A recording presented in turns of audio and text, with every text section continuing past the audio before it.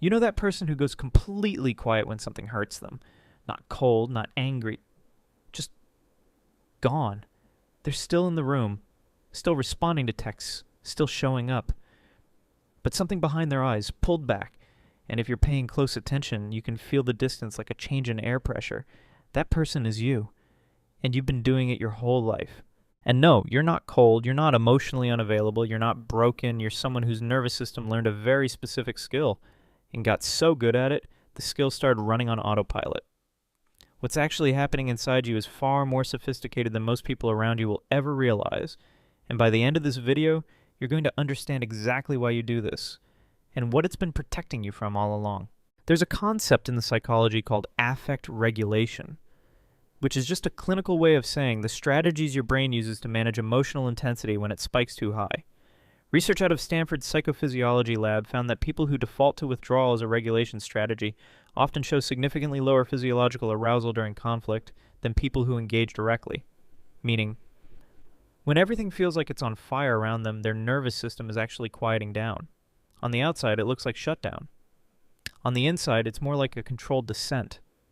Your brain learned that the safest way to survive emotional overload was not to fight it, not to run from it screaming, but to turn the volume down, slowly, quietly, almost surgically. And that's not weakness, that's adaptation. There's a second concept worth naming here, dissociative buffering, the mind's ability to insert a thin layer of psychological distance between itself and an overwhelming experience. Studies published in the Journal of Personality and Social Psychology link this pattern directly to early environments where emotional expression felt either unsafe or pointless, where saying "I'm hurting" didn't change anything, so the brain stopped leading with hurt. It led with distance instead.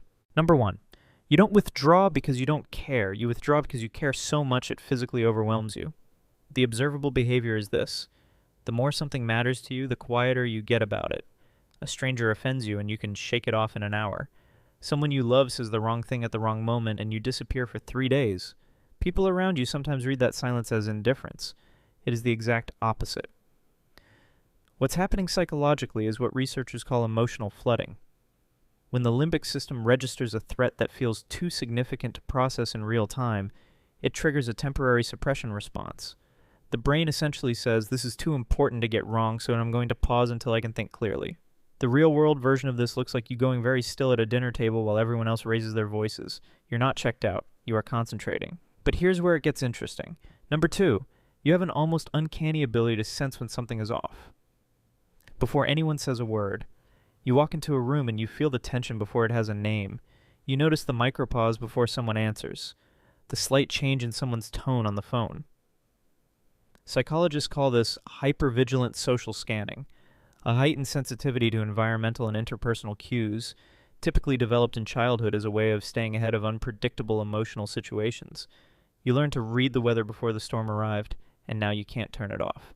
Which means you're almost never surprised by conflict, because you felt it coming for days. And here's the part nobody talks about. Number 3, your withdrawal is rarely about the other person. It's about the version of yourself you're afraid to become in the middle of the argument. Somewhere along the way, you witnessed what happens when emotions get expressed without a filter. And you decided, consciously or not, that you would never be that. So when the temperature rises, you don't go silent to punish anyone. You go silent to protect them from the version of you that might come out if you didn't. That's not emotional cowardice. That is a form of care that almost nobody recognizes as care. But wait. It gets weirder. Number 4. The people who trigger your deepest withdrawals are almost always the people you've let closest. Because emotional withdrawal is not a universal response. It's a selective one. You can disagree with a coworker and handle it fine. You can navigate a difficult conversation with an acquaintance without flinching. But with the people who have actual access to your interior world, the stakes feel categorically different. And the higher the stakes, the more the system defaults to its oldest, most reliable protection: distance, silence, the slow dimming of presence that you hope no one notices. But that costs you more than you ever say out loud. But there's a distinction worth making here. There's a difference between withdrawing to process and withdrawing to avoid. Between going quiet because you need space to find your real words, and going quiet because you've already decided that saying your real words won't matter anyway. Ask yourself, are you doing this because you genuinely need time to understand what you feel before you speak it?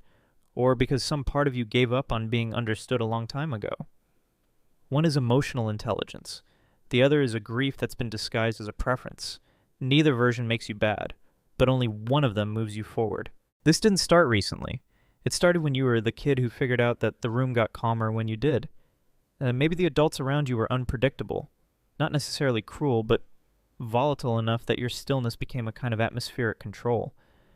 You learned that your emotions, when expressed, had consequences. They made things louder, more complicated, harder to manage.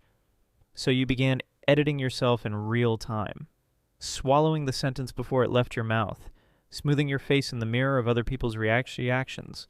At 15, that looked like keeping a very private journal and telling no one what was actually in it.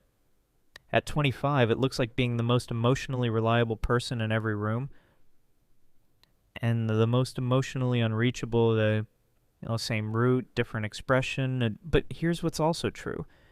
The fact that you're watching this video, that you recognize yourself in these words, that some part of you is quietly saying yes. That's not you being stuck in an old pattern. That's you already standing one step outside of it. You are not the withdrawal. You are the person who learned to use it. And there is a profound difference. Here's what I want to say directly to you. You have spent a long time being the steady one, the one who doesn't make it harder for everyone else, the one who absorbs and processes and manages, privately, efficiently, alone. And that has cost you something real. There's a specific kind of loneliness that comes not from being unknown, but from being unknowable by choice.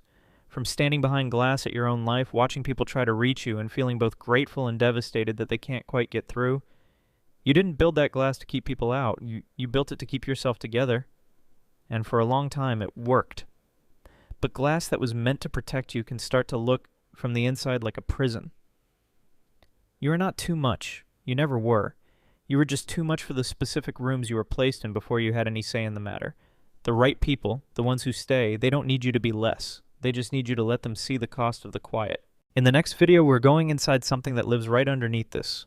The specific reason why emotionally withdrawn people almost always attract partners who can't stop talking about their feelings and what that dynamic is actually trying to heal. If that sounds like your life, you already know you need to see it. Subscribe if you want to keep going deeper into this kind of territory. I'll see you in the next one.